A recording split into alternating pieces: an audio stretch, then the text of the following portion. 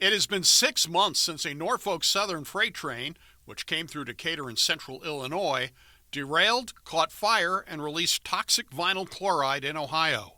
What happened with the Norfolk Southern derailment in East Palestine, Ohio, helped wake up the nation to the urgency of this work. The work of rail safety. U.S. Transportation Secretary Pete Buttigieg was in Savoy recently to announce $22 million in federal funding to replace this rail crossing with an underpass.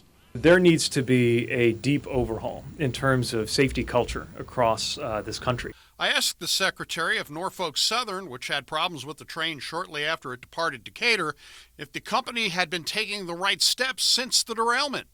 They are saying the right things. They've taken some steps, but we can't say mission accomplished. We're a long way from that. While the EPA continues to oversee the environmental cleanup conducted by the railroad. The EPA is holding accountable for the full extent of its responsibilities when it comes to cleanup, and we're holding accountable for meeting their safety responsibilities as enforced by the Federal Rail Administration. The National Transportation Safety Board is investigating the wreck and will have a final report in 2024. The NTSB is also looking at the organizational and safety culture at Norfolk Southern in a separate investigation.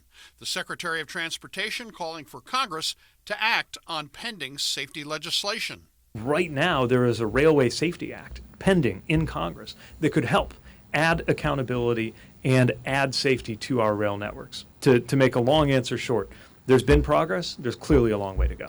In Decatur, Doug Wolfe, WAND News.